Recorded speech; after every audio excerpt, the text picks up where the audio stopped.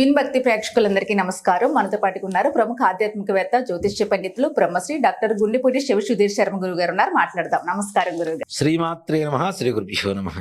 గురుగారు, ఇప్పుడున్న రోజుల్లో ఫ్రెండ్స్ కంటే శత్రువులు ఎక్కువైపోతున్నారు. ప్రతి మనిషికి వాళ్ళకి తగ్గట్టు వాళ్ళకి శత్రువులు ఎంత చెట్టుకి అంత గాలి, అంత గాలి అన్నట్టు ఉంటున్నారు. అంటే కొంతమందికి శత్రువులు జాతక పరంగా ఎక్కువ ఉంటారేమో తెలియదు, కానీ ప్రతి దాంట్లో ఎక్కువ శత్రువులను వెతుక్కుంటారు, తయారవుతారు. ముఖ్యంగా మనకు కూడా తయారవుతున్నారు. మంచి ఉన్న ప్రతి చోట చెడు ఉంటుందని నేను నమ్ముతాను గురు, ఖచ్చితంగా. కాబట్టి మీరు మంచి చేస్తున్నారు కాబట్టి ఆటోమేటిక్ గా తయారవుతున్నారు ఇప్పుడిప్పుడే. అదన్నది భగవంతుడు చూసుకుంటాడు, వేరే విషయం. అయితే కొంతమందికి భయం, ఆందోళన కూడా ఉంటుంది శత్రువుల నుంచి. వాళ్ళు ఏం చేసేస్తారు, నా పనిలో ఆటంకాలు, నా మీద ఏం చెప్తారు, రూమర్స్ క్రియేట్ చేయడము, ఎదుగుతుంటే వార్చ్ లేకపోవడము, ఏదో ఒకటి చెప్పడం, కిందకి లాగడానికి ప్రయత్నించడము, పక్కనే ఉండి మోసం చేయడము, ఇంట్లో ఫ్యామిలీలో రిలేటివ్స్ ఎక్కువ చూడలేకపోవడము, రకరకాల ఇంకా వాళ్ళకి ఏమనిపిస్తే వాళ్ళ ప్రయత్నాలు చేస్తూ ఉంటారు. సో అది కొంచెం నెగిటివ్ వైబ్స్ అనేది మనల్ని ఆ మాటలు మనకు తెలిస్తే మానసికంగా డిస్టర్బ్ అవుతాము. ఇట్లా రకరకాల భయాలు ఉంటాయి. కొంతమంది అయితే సెన్సిటివ్ అయితే చాలా భయపడిపోతూ ఉంటారు. అయితే శత్రువులు మన జోలికి రాకుండా ఉండాలి, మనం చేసే ప్రతి పనిలో విజయం కావాలి. అలాగే కోర్టు కేసెస్ లో చాలా మంది ల్యాండ్ ఇష్యూస్ తో కేసులు అయ్యి కోర్టు దాకా వెళ్ళినప్పుడు కూడా చాలా నెగిటివ్ గా వాళ్ళకి రాకుండా చాలా ప్రయత్నాలు చేస్తూ ఉంటారు. కోర్టులో విజయం కావాలి, మనకి అనుకున్నట్టుగా రావాలి, ఏ శత్రు భయాలు లేకుండా ఉండాలంటే ఏం చేయమంటారు గురుగారు? ముఖ్యంగా నాన్న, శత్రువులు మిత్రులే శత్రువులుగా తయారవుతూ ఉంటారు. అయ్యో అవును, మన పక్కనే ఉంటారు, మళ్ళీ పక్కనే. ఇప్పుడు మన దగ్గరికి జాతకాలకు వస్తూ ఉంటారు కదా, వచ్చినప్పుడు నేను అదే చెప్తా, నాన్న మీకు ఈ రకమైనటువంటి మిత్రులు మీ జాతకంలో మీ జీవితంలో ఉన్నారు, వీళ్ళే మిమ్మల్ని బ్లేమ్ చేస్తూ ఉంటారు, వీళ్ళే మీకు శత్రువులుగా తయారవుతూ ఉంటారు, వీళ్ళే మిమ్మల్ని మోసం చేస్తూ ఉంటారు అని చెప్పి వాళ్ళ పర్సనాలిటీతో సహా చెప్తూ ఉంటారు. కొంతమందికి పొట్టిగా ఉంటారనో, నల్లగా ఉంటారనో, పొడుగ్గా ఉంటారనో, తెల్లగా ఉంటారనో, వాళ్ళ పర్సనాలిటీతో సహా చెప్తూ ఉంటారు. వాళ్ళ ఫ్రెండ్స్ ఎవరైతే ఉంటారో ఈ వ్యక్తులు మిమ్మల్ని మోసం చేస్తారు అని చెప్పి నాకు క్లియర్ గా చెబుతున్నప్పుడు, రాత్రి కూడా ఒకళ్ళు వచ్చారు, వాళ్ళ అబ్బాయిని తీసుకొని వచ్చారు. మా అబ్బాయి పరిస్థితి ఏంటి నాన్న, నీ ఫ్రెండ్స్ ఇలా ఉన్నారు, ఇలాంటి వ్యక్తులు నిన్ను మోసం చేయడానికి సిద్ధంగా ఉన్నారు, కాబట్టి నువ్వు జాగ్రత్తగా ఉండు అనగానే వాళ్ళ అమ్మ కరెక్ట్ చెప్పారు గురువుగారు. మీరు చెప్తున్న పోలికలతోనే వీడి పక్కన ఎప్పుడు తిరుగుతూనే ఉంటాడు, వాడితో తిరగొద్దని చెప్పి మేము 100 సార్లు చెప్తున్నా కూడా మా వాడు వింటలేదు, వాడితోనే కలిసి పార్ట్నర్షిప్ బిజినెస్ పెడతానంటున్నాడు, మీరు కరెక్ట్ చెప్పారని చెప్పి ఆవిడ చెప్పుకొచ్చింది. అంటే ఇక్కడ మన జాతకం ప్రకారం కూడా మన ఫ్రెండ్స్ ఎలా ఉంటారు, రాబోయే భార్య ఎలా ఉంటుంది, భర్త ఎలా ఉంటుంది, మన శత్రువులు ఎలా ఉంటారు, ఎలాంటి వాళ్ళ వల్ల మనం ఎక్కువ కష్టాలు పడబోతున్నాం, ఎవరు మోసం చేయబోతున్నారు, ఎవరు మోసం చేశారు, ఏ రకమైనటువంటి వ్యక్తుల వల్ల ఎక్కువ కష్టాలు పడవనేటువంటిది కూడా మన జాతకంలో సుస్పష్టంగా చెప్పవచ్చు. వాళ్ళకి స్పెట్స్ ఉంటాయా లేవా అనేది కూడా చెప్పవచ్చు. అంత క్లియర్గా మనకు కనపడుతూ ఉంటుంది. ముఖ్యంగా దీంట్లో నాన్న మిత్రులు పక్కనే ఉంటారు, వీడు కొంచెం ఎదుగుతుంటే కిందకి లాగుతూ ఉంటారు, లేదు వీడి దగ్గర డబ్బు ఉంది. ఇక్కడ ఇప్పుడున్నటువంటి జనాలలో పొగడతలకి ఎక్కువగా లోనయ్యేటువంటి వాళ్ళు ఎక్కువ మంది ఉన్నారు నాన్న. అది ఒప్పుకోరు చాలా మంది, కానీ పొగడతలకే లోనయ్యేటువంటి వాళ్ళు చాలా మంది ఉన్నారు. దానివల్ల ఏంటంటే వీడి వీక్నెస్ తెలియగానే ఎదురు వాళ్ళు వచ్చి పొగడుతుంటారు, లేదా 2 కన్నీళ్లు బొట్టు కారుస్తారు, బతిమలాడుతుంటారు, వాడి దగ్గర అవసరానికి డబ్బులు తీసుకుని పోతారు. ఇక వాడే శత్రువు, అంతే. తీసుకున్నవాడు ఎవ్వరు కూడా ఇచ్చేయరు. నిన్న పొద్దున కూడా ఒకళ్ళు వచ్చారు, సొంత తల్లి కూతురు మీద యుద్ధం చేస్తాం, తల్లి కూతురు మీద. అలాగే ఇందాక వచ్చారు కదా జాతకానికి, వాళ్ళ పరిస్థితి కూడా అది. తల్లి కొడుకు అన్నా కోడలన్నా పడదు, ఏ కొడుకు అన్నా, 3 కొడుకుల్ని కూడా దూరం పెట్టేసి, చివరికి అత్తగారు చనిపోతే కర్మలకు కూడా రాలేదు కోడలు. ఇప్పుడు మన దగ్గర వచ్చిన వాళ్ళ పిల్లల తల్లి అంటే శత్రుత్వం. ఆవిడేం మాట్లాడి ఇవిడి పడగా అర్థం చేసుకోవటం, అలాగే మనకున్న వీక్నెస్ ఎదురు వాళ్ళు క్యాష్ చేసుకోవటం, చేసుకున్న తర్వాత మనం డబ్బులు అడుగుతాం కదా, అడిగినప్పుడు ఏం చేస్తున్నారంటే వీడి మీద బ్లేమ్ చేస్తున్నారు, వీడిని బయట అనవసరంగా బ్లేమ్ చేసేస్తున్నారు. అలాగే కోర్టు వ్యవహారాలు, ముఖ్యంగా ల్యాండ్స్ కి సంబంధించినటువంటివి నాన్న, రియల్ ఎస్టేట్ వాళ్ళకి అతి ఎక్కువగా ఉంటారు. లీగల్ అడ్వైజర్ కూడా ఉండాల్సిన పరిస్థితి. వాడి పొలం వాడి ప్లాట్స్ చేసుకుని అమ్ముకోవడానికి కూడా ఒక లీగల్ అడ్వైజర్ కావాలి వాళ్ళకి తప్పనిసరిగా. ఈ విధంగా ఏమవుతుందంటే పొలాల గట్ల దగ్గర, స్థలాల దగ్గర ఒకటే పొలం ఇంకొకటి రిజిస్ట్రేషన్ చేయించుకోవడం, డబుల్ రిజిస్ట్రేషన్ కానివ్వండి, లేదంటే ఇంకొకటి ఆక్రమించడం కానివ్వండి, వాళ్ళు వాళ్ళకు ఉన్నటువంటి స్థలం వైపు 1 సంవత్సరం వైపు కన్నెత్తి చూడకుండా ఉంటే ఇంకోటి వచ్చి ఇల్లు కూడా కట్టేస్తాడు, పత్రాలు కూడా పుట్టి చేసుకుంటాడు, వీడు కోర్టులో వేస్తాడు, ఎంతసేపటికి తెగదు. ఈ శత్రు బాధలు ఎక్కువగా ఉంటాయి. అలాగే ముఖ్యంగా మన గురించి శత్రువులు ఆలోచించడం కానీ, మన గురించి మాట్లాడటం కానీ, మన గురించి క్రియారూపంలో కనపడితే ఎక్కడైనా కొట్టేద్దామన్న పరిస్థితుల్లో కూడా చాలామంది శత్రువులు ఉంటారు. వాళ్ళలో ముఖ్యంగా నిజంగా చెప్తున్నానన్నా యూత్, చిన్నపిల్లలు ఎవరైతే ఉన్నారో 18 to 24 years మధ్యలో ఉన్నటువంటి పిల్లలు అతి ఎక్కువ మంది ఉన్నారు. వీళ్ళేంటి, ఒక చోటుకి వెళ్తారు, అక్కడ ఒక ఫ్రెండ్స్ అందరూ కలిసి అక్కడ చిన్న మాట వస్తుంది, దాంతో పిచ్చి తిట్టుకోవడం, కొట్టుకోవడం, బాటిల్స్, ఆ మందు బాటిల్స్ తాగుతుంటారు కదా, బాటిల్స్ పెట్టి తలలు పగల కొట్టుకోవటాలు, పోసుకోవటాలు, కొయ్యటాలు, పొడవటాలు ఇవే జరుగుతుంది. అలాగే మన ఇంటి పక్కన వాళ్ళు ఉంటారు కొంతమంది, అసూయతో మనం బాగుపడుతుంటే చాలు ఇక వాళ్ళు అస్సలు పర్వాలేరు. మనం తెచ్చుకునేది పబ్లిక్గా తెచ్చుకున్నా, ఫ్రిడ్జ్ తెచ్చుకున్నా, టీవీ తెచ్చుకున్నా, ఏం చేసుకున్నా తెచ్చుకుంటూ ఉంటాం.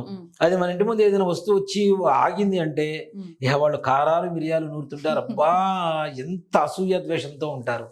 చివరికి వాళ్ళు కూడా శత్రువులుగా తయారు. కొంతమంది ఫోకస్ వాళ్ళకంటే పక్క వాళ్ళ మీదనే ఎక్కువ. అవును. సో ఇట్లాంటి శత్రు బాధలు ఏవైతే ఉన్నాయో నిజంగా అమ్మవారు నాన్న భగళాముఖి అనేటువంటి శత్రు స్తంభన విద్య కలిగినటువంటి అమ్మవారు ఉంటుంది. మనం ఎదుటి వ్యక్తిని కొట్టొద్దు, తిట్టొద్దు, వాడికి మనకి తేడా లేదు. అప్పుడు అంతే కదా, వాడు తిడుతున్నాడు, మనం కూడా తిడితే తేడా లేదు. మన జోలికి శత్రువు రాకుండా ఏదైనా మనం పని తలిస్తే శత్రు పరాజయం అంటే శత్రువు ఓడిపోయేటువంటి విధంగా చేయడానికి ఒక గొప్ప అమ్మవారు ఉంది. అమ్మవారే భగళాముఖి. దశమహావిద్యల్లో ఒక శక్తి భగళాముఖి. ఈ అమ్మవారు ఉండడం కూడా ఎలా ఉంటుందంటే శత్రువు నాలుకని ఇట్లా పట్టుకొని గదతో పొడి చేస్తూ ఉంటుంది, కొడుతూ ఉంటుంది ఆ నాలుక మీద. శత్రు మతి గతి వాక్ స్తంభనం.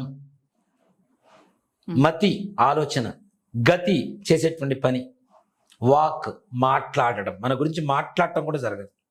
మనకి ఎక్కువగా వింటుంటాం కదా జలస్తంభన విద్య, అగ్నిస్తంభన విద్య అని. అలాగే శత్రు స్తంభన విద్య అనేటువంటిదే భగళాముఖి అమ్మవారు. ఈ అమ్మవారికి నిజంగా చెప్పాలి అంటే పసుపు వర్ణం అంటే చాలా ప్రీతికరం. ఎల్లో హోమానికి చేసేటప్పుడు కూడా పసుపు అన్నంతో కానీ పసుపు కొమ్ములతో కానీ మాత్రమే హోమాన్ని చేస్తాం మేము. అన్నంలో పసుపు కలిపి కానీ లేదా పసుపు కొమ్ములతో కానీ అమ్మవారికి హోమం చేస్తూ ఉంటాం. ఈ అమ్మవారికి చేసిన తర్వాత అవతలవాడు ఎంతటి వ్యక్తి అయినా సరే, సింపుల్గా చెప్తానన్నా, చంపడానికి గొడ్డలెత్తిన వాడైనా కత్తెత్తిన వాడైనా ఆగిపోవాల్సిందే, స్తంభించిపోవాల్సిందే. అది స్తంభన విద్య అమ్మవారు. కాబట్టి ఈ భగళాముఖి అమ్మవారిని ఎవరైతే ఉపాసన చేసేటువంటి వాళ్ళ ద్వారా హోమం చేయిస్తామో తప్పనిసరి ఇప్పుడు దశమహావిద్యలు ఇవన్నీ కూడా ఉపాసనా విధానంలోనే రావాలి నాన్న. ఇది నాకు పక్కవాడు ఎవరైనా వస్తారు, ఇప్పుడు నేను 4 సార్లు మంత్రం చదువుతూ ఉంటాను, ఉపాసన చేసుకొని హోమం చేయిస్తూ ఉంటాను. పక్కవాడు నోటికి వచ్చేసింది కదా అని చెప్పి అది ఉపాసన ఎందుకు అవుతుంది?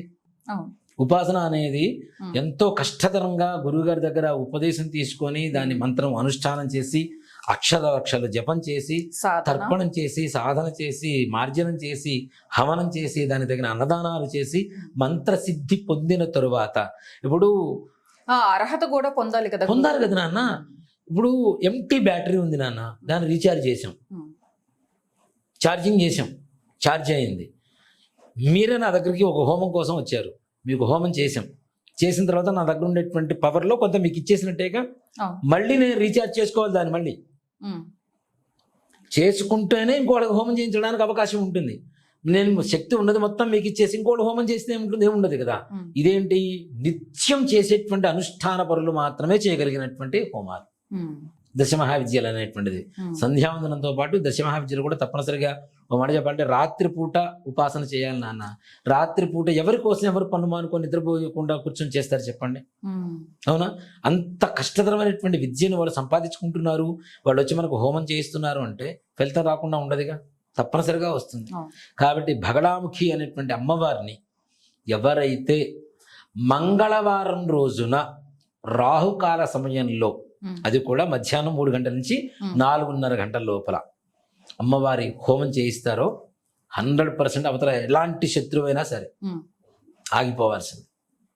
పెద్ద హీరో మీద ఒక ఆయన కేసు వేసాడు ఈ మధ్య, ఆయన కూడా నా దగ్గరకు వచ్చాడు. ఆ కేసు వేసిన వ్యక్తి కూడా చాలా యూట్యూబ్ వాటిలో కూడా వీడియోల్లో కూడా వస్తుంది. అలాంటి వ్యక్తి కూడా ఆయన కూడా అదే అంటాడు, ఒకప్పుడు ఆయనకి సమస్యలు వస్తే చేయించాం, హోమాలు చేయించాం, ఆయనకి వర్కౌట్ అయింది. మళ్ళీ ఆయన వచ్చాడు, మాకు కావాలి తప్పనిసరిగా, మాకు విజయం చేకూరాలి, న్యాయం మన వైపే ఉంది, అన్యాయం ఉండి నేనేం అడగడం లేదు, న్యాయం నాదే కాబట్టి నేను అడుగుతున్నాను, చేయించి పెట్టండి అని చెప్పి అడుగుతున్నాడు ఆయన. తప్పనిసరిగా పెద్ద పెద్ద సెలబ్రిటీస్ చేయించుకుంటారు నాన్న ఈ హోమాలు, పెద్ద పెద్ద సెలబ్రిటీస్ చేస్తున్నారు ఈ హోమాలు. నిజంగా చెప్పాలంటే మనం పేర్లు చెప్పుకోవాల్సిన అవసరం లేదు, కానీ పెద్ద పెద్ద వాళ్ళు ఉన్నారు, హీరోలే ఉన్నారు, పురాతనమైన హీరోలు కూడా ఉన్నారు, చాలా మంది పెద్దవాళ్ళు రీసెంట్ గా కూడా మనం చాలా మంది చేయిస్తున్నారు. కాబట్టి ఎవరైనా సరే శత్రు బాధలు పోవాలి అనుకునేటువంటి ఎవరైనా సరే మంగళవారం రోజున మన రాహు కాలంలో ఉండేటువంటి సమయంలో భగడాముఖి హోమం చేయించుకుంటే తప్పనిసరిగా వాళ్ళకు ఉండేటువంటి సకల శత్రు బాధలు తొలగిపోతాయి, శత్రుమతిగతి వాక్ స్తంభనం జరుగుతుంది, శత్రు పరాజయం అనేది తప్పనిసరిగా జరుగుతుంది. న్యాయం మన వైపు ఉంది అంటే భయపడాల్సిన పనే లేదు. అసలు ఎలాంటి శత్రువైనా కూర్చోబెట్టవచ్చు కట్టేసి, దాంట్లో అనుమానం లేదు, స్తంభనమే. అది చేయగలిగినటువంటి విధానాన్ని బట్టే ఉంటుంది అదే. అందులో మనం కేవలం భగడాముఖి హోమం ఉండే భగడాముఖి హోమం ఒక్కటే చెయ్యం, లక్ష్మీ గణపతి కాలభైరవం ప్రత్యంగిర తరువాత భగడాముఖి హోమం చేస్తాం.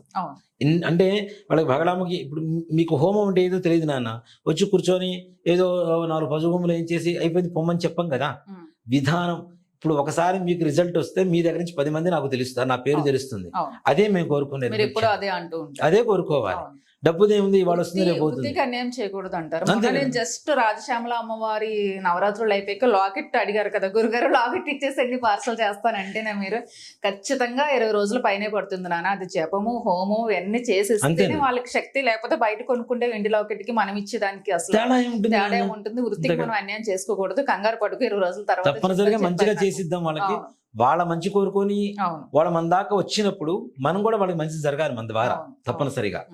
కాబట్టి తప్పనిసరిగా ఈ భగడాముఖి హోమంలో పాల్గొంటే మాత్రం ఎటువంటి పరిస్థితుల్లో సకల శత్రుబాధలు నివారణ అవుతాయని చెప్పడంలో ఏ మాత్రం కూడా సందేహం లేకుండా. చాలా మందికి నిద్రే పట్టదు శత్రువులు ఉంటే, అంతే కదా, గుడుల మీద కూర్చున్నట్టే ఎప్పుడు ఏ టైంలో ఏం చేస్తారో తెలియదు, ఏ పని మొదలు పెడితే ఏమవుతుందో, ఎవరికేం చెప్తారో, ఏ అడ్డంకులు పెడతారు. చాలా మంది వ్యాపారస్తులు కూడా చాలా మంది. ఇప్పుడు నిజంగా మాట చెప్పాలంటే అసూయ ద్వేషాలతో ఎక్కువ జరుగుతుంటాయి, శత్రుబాధలన్నీ కూడా పెరగడం దాని ద్వారా పెరుగుతుంది. ఒక రకంగా ధైర్యం వస్తుంది, మీరున్నారన్న ధైర్యం గురుగారు. నిజంగా న్యాయం మన వైపు ఉంటే మీరున్నారు చేస్తారు, ఇంకా ప్రాబ్లం ఏముంది, తప్పనిసరిగా విజయం చేకూరుతుంది, అనుమానమే లేదు, శత్రుబాధలు సంపూర్ణంగా నివారణ చేయవచ్చు. ఓకే గురుగారు, నమస్తే. శ్రీమాత్రే నమః. శ్రీ గురు.